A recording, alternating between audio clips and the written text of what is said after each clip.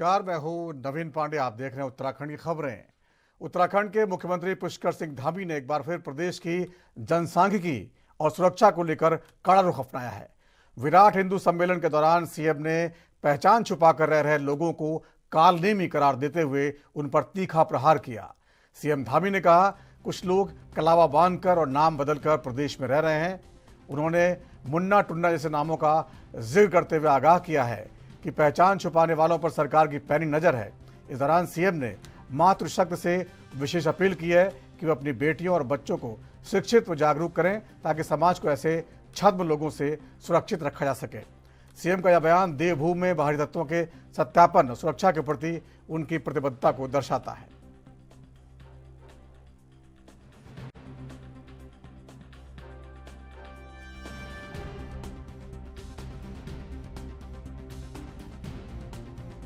प्रकार के उदाहरण यहाँ से दिए गए कि छोटा छोटा मकान किराए में ले लेना, अपनी पहचान छुपा लेना, हाथ में ऐसे कलेवा भी पहन लेना है, तमाम तरह से नाम भी ऐसे बदल देना कि किसी का नाम मुन्ना रख देना, किसी का नाम टुन्ना रख देना, किसी का नाम कुछ और रख देना और पूरा नाम नहीं बताना।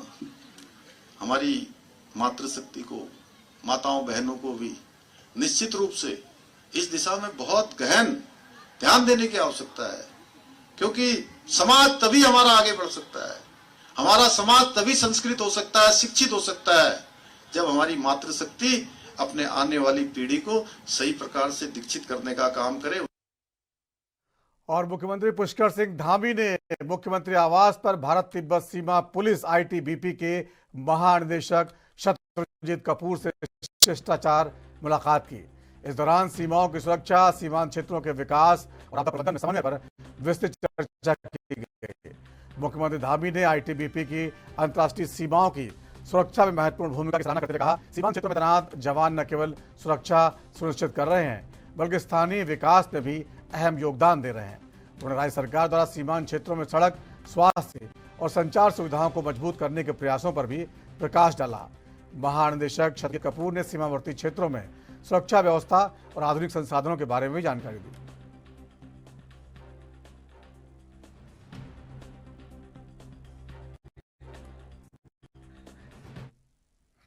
मुख्यमंत्री पुष्कर सिंह धामी ने मुख्य सेवक सदन में आयोजित संस्कृत छात्र प्रतिभा सम्मान कार्यक्रम में हिस्सा लिया। उन्होंने गार्गी बालिका संस्कृत छात्रवृत्ति तथा डॉक्टर भीमराव अंबेडकर अनुसूचित जाति जनजाति संस्कृत छात्रवृत्ति विद्यार्थियों को प्रदान की। मुख्यमंत्री ने प्रतियोगी परीक्षा, स्वाध्याय केंद्र और ई संस्कृत संभाषण शिविर का वर्चुअल शुभारंभ किया। साथ ही उत्तराखंड संस्कृत विश्वविद्यालय की त्रैमासिक पत्रिका संस्कृत वार्ता का विमोचन भी किया। मुख्यमंत्री ने कहा, देवभूमि उत्तराखंड की पहचान देववाणी संस्कृत से है। उन्होंने संस्कृत को भारत की ज्ञान परंपरा की आधारशिला और भविष्य की संभावना बताया। सीएम ने कहा, राज्य में संस्कृत को बढ़ावा देने के लिए आदर्श संस्कृत ग्राम और विभिन्न छात्रवृत्ति योजनाएं संचालित की जा रही हैं।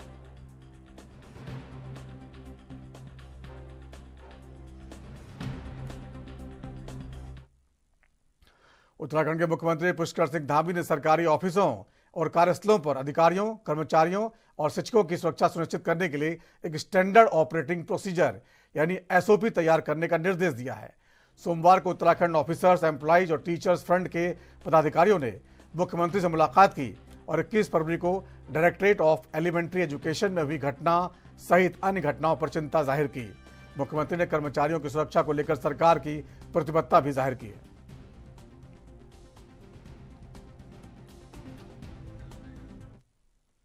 देहरादून में प्रारंभिक शिक्षा निदेशालय प्रकरण को लेकर सियासी बयानबाजी जारी है। भाजपा प्रदेश अध्यक्ष और राज्यसभा सांसद महेंद्र भट्ट ने कहा, पार्टी ने रायपुर विधायक उमेश शर्मा काऊ से बात कर उनका पक्ष जाना है और उनके द्वारा माफी मांगे जाने के बाद अब इस मुद्दे को अनावश्यक तूल देने से बचना चाहिए। उन्होंने कहा कि ऐसे मामलों में जनप्रतिनिधियों और अधिकारियों दोनों को संयम रखना जरूरी है। साथ ही उन्होंने विपक्ष पर पलटवार करते हुए आरोप लगाया कि कांग्रेस नेताओं ने अतीत में हुई घटनाओं पर कभी माफी नहीं मांगी। भाजपा ने स्पष्ट किया कि मामला दर्ज हो चुका है और आगे कार्रवाई कानून के अनुसार होगी।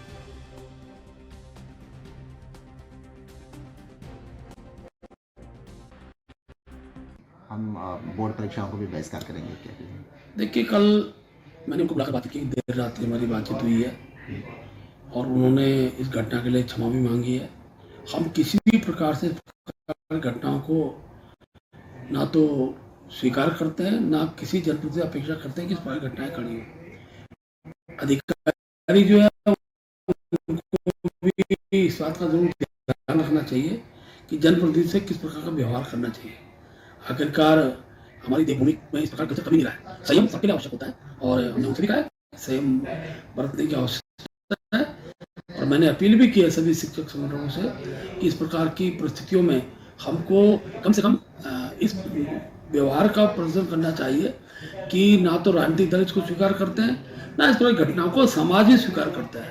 तो क्योंकि उनके खिलाफ रिपोर्ट भी दर्ज हुई है, हर प्रकार का जो विषय रहता है सबको न्यायालय में अपनी बात रखने का अधिकार है, इसलिए इस प्रकार के विषयों पर बहुत ज़्यादा तूल देने की आवश्यकता नहीं है। सर ये मामला कांग्रेस को अपने गिरबान में झांक कर देखना चाहिए उनके विधायकों ने किस प्रकार। संत निरंकारी चैरिटेबल ट्रस्ट की ओर से कोटद्वार में दशहरा ग्राउंड और खो नदी में स्वच्छता अभियान चलाया गया। इस अभियान में विधानसभा अध्यक्ष ऋतु भूषण खंडूरी ने भी हिस्सा लेते हुए संत निरंकारी चैरिटेबल ट्रस्ट के कार्यों की जमकर प्रशंसा की। इस अवसर पर विधानसभा अध्यक्ष ने कहा, पर्यावरण और मन को स्वच्छ रखने का जो कार्य संत निरंकारी चैरिटेबल ट्रस्ट कर रहा है उसकी सभी को तारीफ करनी चाहिए, क्योंकि समाज को दूषित होने से बचाना सभी की जिम्मेदारी है और जिम्मेदारी का वो बखूबी निर्वहन कर रहे हैं। देखिए, बहुत खुशी की बात है कि संत निरंकारी मिशन कोटद्वार में इस तरह का कार्य कर रहा है। जीवन जल और उन्होंने मन तन को जोड़ा है और कहा है कि जब तक हमारा जल स्वच्छ नहीं रहेगा, तन मन स्वच्छ रहना मुश्किल है, स्वस्थ रहना मुश्किल है। इसी तरह से जब तक तन मन स्वस्थ नहीं रहेगा, आसपास के अपने पर्यावरण को, इलाके को बचाना और स्वस्थ और अच्छा रखना भी मुश्किल होगा। तो दोनों चीज़ों को जोड़कर बहुत ही सुंदर उन्होंने कार्य यहाँ पर किया है। और वक्त हो गया छोटे से ब्रेक का। ब्रेक के बाद जल्द लौटते हैं।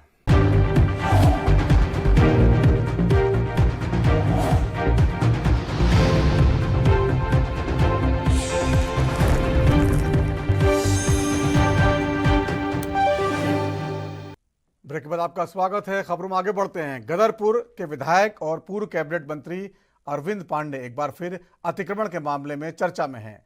जिला प्रशासन ने उनके आवास स्थित कैंप कार्यालय को अतिक्रमण की जद में बताते हुए नोटिस जारी किया है और संबंधित भूमि को हटाने के आदेश दिए हैं। विधायक ने उपजिलाधिकारी को ज्ञापन सौंपते हुए अवैध अतिक्रमण का ध्वस्तीकरण करने की मांग की है। अब सभी की नजर प्रशासन के अगले कदम पर है।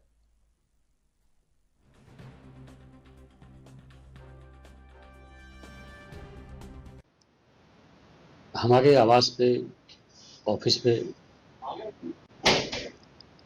सरकार द्वारा नोटिस लगाया गया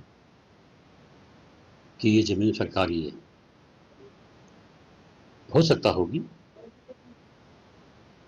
और हो सकता है कि मेरी जानकारी में, या हो सकता है जानकारी में ना भी हो, लेकिन जिम्मेवारी मेरी बनती है।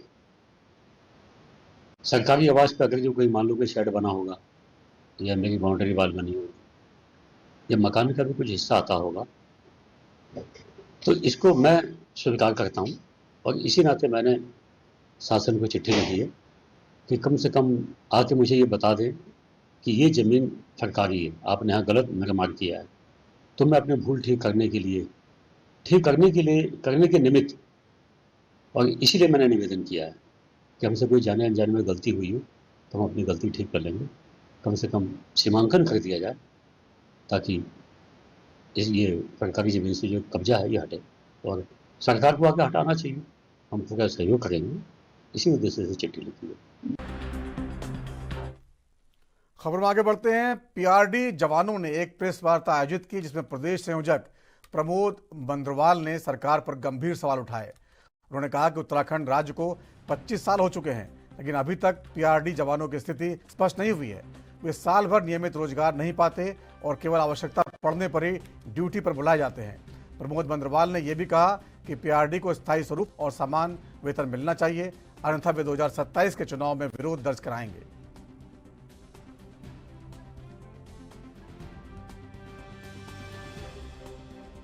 वो भी, उनको भी रोजगार मिल जाए। हमारे 10,000 लोग हैं कम से कम, जिसमें 4 से 5,000 लोग जो है कि टेम्परेरी ड्यूटियों पे हैं। जब जरूरत पड़ती है तभी बुलाया जाएगा। जैसे अभी 4 धाम यात्रा शुरू होगी तब बुलाया जाएगा, परीक्षा ड्यूटी होगी तब बुलाया जाएगा, कोई आपदा आ जाए, कोई मेला होगी तब बुलाया जाता है। बाकी उसके बाद उनको घर बिठाया जाता है। मतलब वो ऐसा हो गया कि अधकटा पेड़ हो गया, वो ना खड़ा है ना नीचे गिरा हुआ है। ये स्थिति उसके साथ, वो कहीं जा भी नहीं सकता, कहीं मेहनत मजदूरी। कल तक तो वर्दी पहने हुआ था, फिर 4 दिन बाद वो लेबरगिरी कैसे करेगा। कैबिनेट मंत्री गणेश जोशी ने मसूरी विधानसभा क्षेत्र में पार्टी कार्यकर्ताओं और स्थानीय लोगों के साथ पीएम नरेंद्र मोदी के मासिक रेडियो कार्यक्रम मन की बात के 131वें संस्करण को सुना।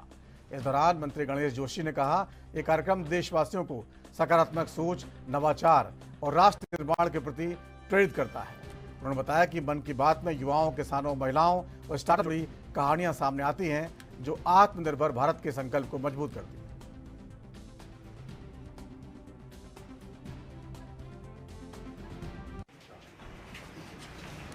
हर मन की बात में कुछ ऐसी चीज़ों की जानकारी हमें मिलती है, जैसे आज ऑर्गन डोनेशन की बात हुई,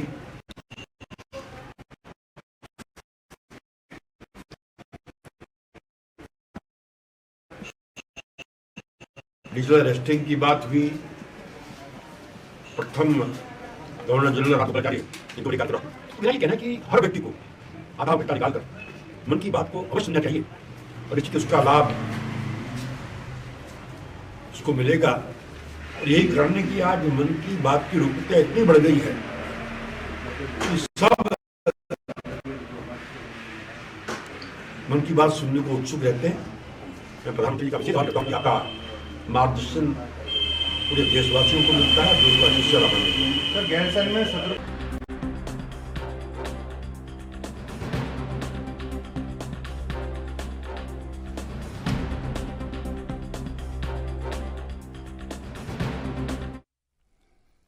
और बुलेटिन वक्त हो गया छोटे से ब्रेक का। ब्रेक के बाद जल्द लौटते हैं।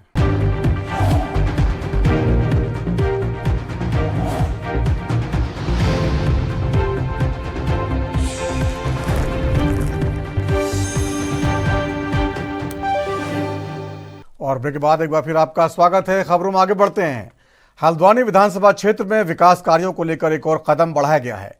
विधायक सुमित हृदयेश ने मुखानी क्षेत्र में 33 लाख रुपए के विधायक निधि से बने सीसी मार्गों का लोकार्पण किया। इस मौके पर क्षेत्रीय जनता, पार्षद और कांग्रेस कार्यकर्ता बड़ी संख्या में मौजूद रहे। उन्होंने कहा कि प्रदेश में सबसे अधिक विधायक निधि का उपयोग विकास कार्यों में किया जा रहा है।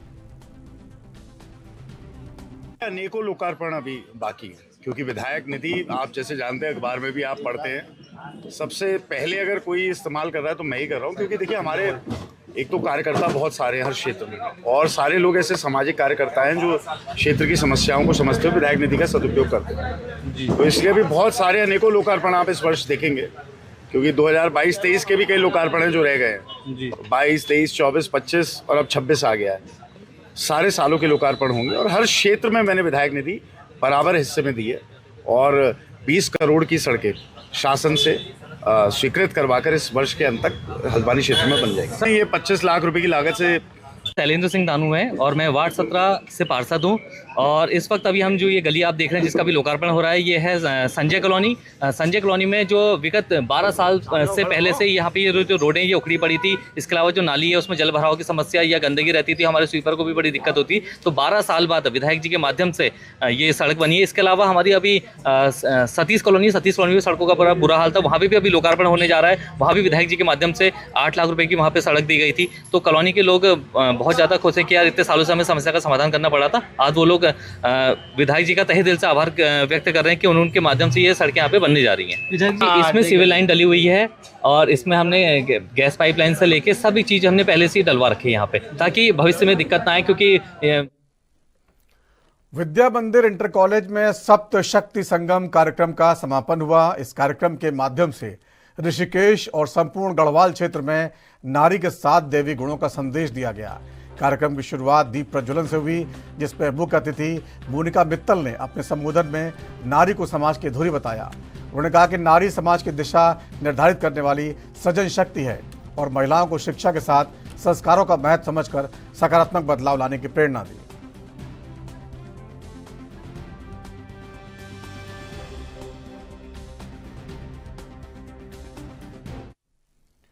और प्रदेश में बढ़ते साइबर अपराधों को देखते हुए उत्तराखंड पुलिस ने जागरूकता को ही सबसे बड़ा हथियार बनाने की रणनीति अपनाई है।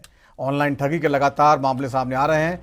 इनके बीच अब उत्तराखंड स्पेशल टास्क फोर्स ने एक नई मुहिम शुरू की है, जिसके तहत अधिक से अधिक नागरिकों, खासकर वरिष्ठ नागरिकों को सीधे जोड़कर साइबर अपराधियों के तरीकों से अवगत कराया जाएगा। एसटीएफ के एसएसपी कुश मिश्रा ने बताया, साइबर अपराधियों की सबसे बड़ी ताकत आम लोगों की जागरूकता की कमी है।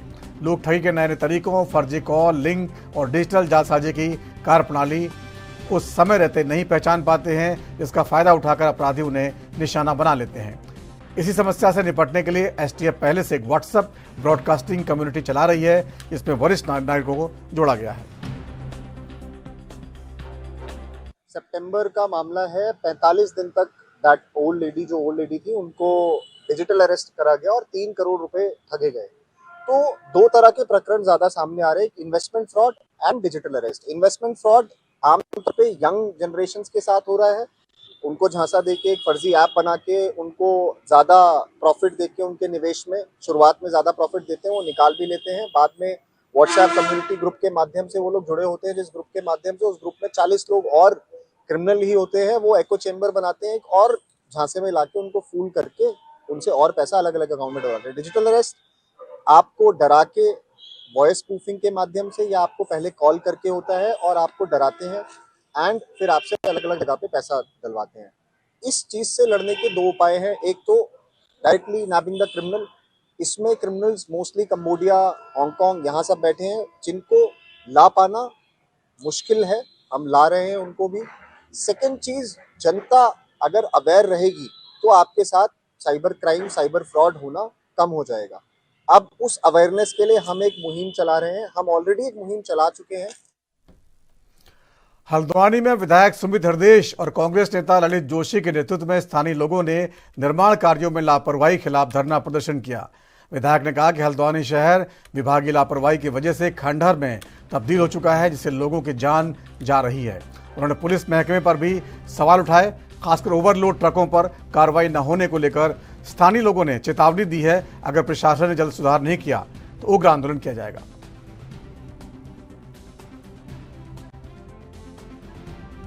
देखिए, लगातार हम देख रहे हैं, देखिए विकास के हम लोगों ने तो विकास की योजनाओं को क्रियान्वित करा है हमेशा। कांग्रेस पार्टी का अगर इतिहास देखे, ऐसा हल्द्वानी में विकास हमेशा हुआ कभी भी, लेकिन हमने ऐसी परिस्थिति नहीं देखी कि इतना बुरा हाल हो जाए कि लोगों को अपनी जान गंवानी पड़े।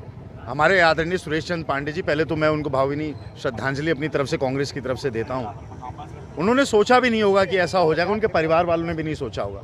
और इसमें यूयूएसडीए ही केवल मात्र दोषी नहीं, मैंने कल सब विभागों को फ़ोन करा, मैंने पीडब्ल्यूडी को फ़ोन करा, मैंने देखिए ना, यूएसडीए की लापरवाही का आज अकेला एक उदाहरण नहीं है। आज तो 2 व्यक्तियों की दुखद मृत्यु हो चुकी है। पहले भी 1.5 साल बीतने के बाद भी 2 दीपावली बीत गई, दूसरी होली करीब है। लोगों के घर में शादी, बीमारी, बच्चे जा रहे हैं, महिलाएं गिर रही, लगातार न जाने कितने एक्सीडेंट हो चुके हैं। अरे कोई तो समय सीमा तय करेगा यूएसडीए। आप बताओ, 700 करोड़ रुपए लेकर करके यूएसडीए बैठा है। दरअसल हो क्या रहा है, 20 ठेकेदारों का काम अपने चाहते 2 ठेकेदारों को दे दिया गया है। असलियत ये है, और कोई उनके ऊपर कोई कंट्रोल नहीं, क्योंकि सीधे कमीशन ऊपर टॉप लेवल पर पहुंच रहा है, जिसकी परिणति है कि सैया भय कोतवाल तो अब डर काहेगा। रोड टूटती रहे। 40% रोड 1.5 साल में जो नहीं बना पाए, वो आगामी 1 साल में ये पूरा कैसे काम करेगा, ये बहुत बड़ा प्रश्न चिन्ह है सारे अधिकारियों पर। हरियाणा के एक स्कूल से लापता 3 नाबालिग छात्रों की तलाश के बीच हरिद्वार रेलवे स्टेशन पर पुलिस ने बड़ी अनहोनी एक टाल दी है। ऑपरेशन स्माइल के तहत चेकिंग कर रही पुलिस टीम को 3 बच्चे संदिग्ध हालत में अकेले घूमते मिले। पूछताछ में पता चला कि बच्चे 6ठी कक्षा के छात्र हैं और बिना बताए हरियाणा से हरिद्वार घूमने आ गए थे। पुलिस ने तत्काल परिजनों से संपर्क किया और बच्चों को सुरक्षित उनके सुपुर्द किया। एसएसपी ने बच्चों को सतर्क रहने की सलाह दी है।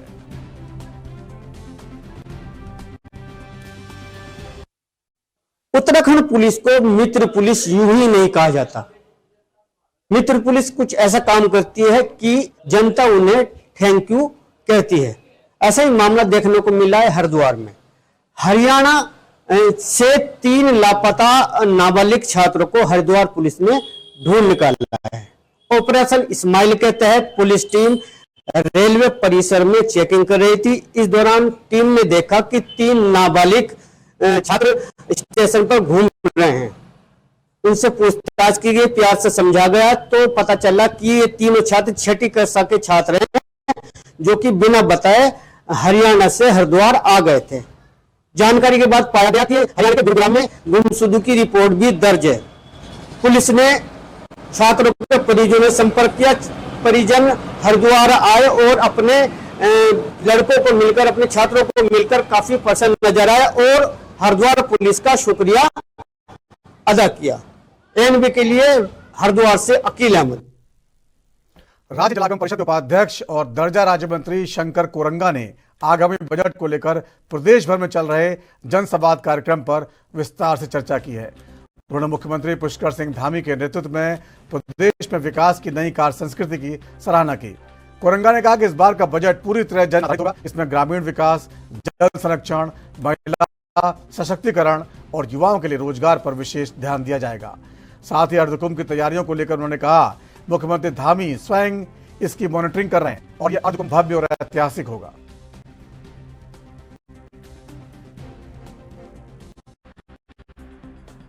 माननीय मुख्यमंत्री जी ने जो अभी बजट को लेकर के एक संवाद खटीमा में किया था और एक संवाद अभी गढ़वाल क्षेत्र के पौड़ी में भी हुआ था।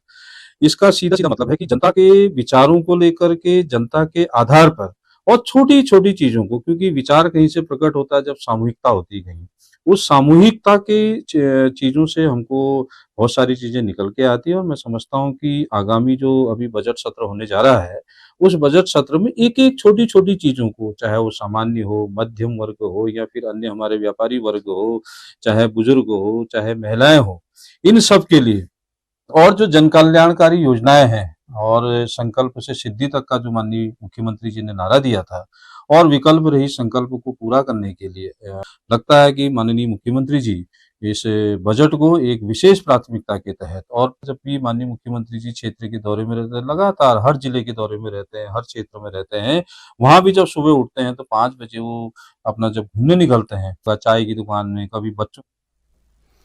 तो फिलहाल इस बुलेटिन में इतना ही। वक्त छोटे से ब्रेक का हो गया और ब्रेक के बाद भी खबरों का सिलसिला लगातार जारी रहेगा। आप देखते रहिए एनबी न्यूज। नमस्कार।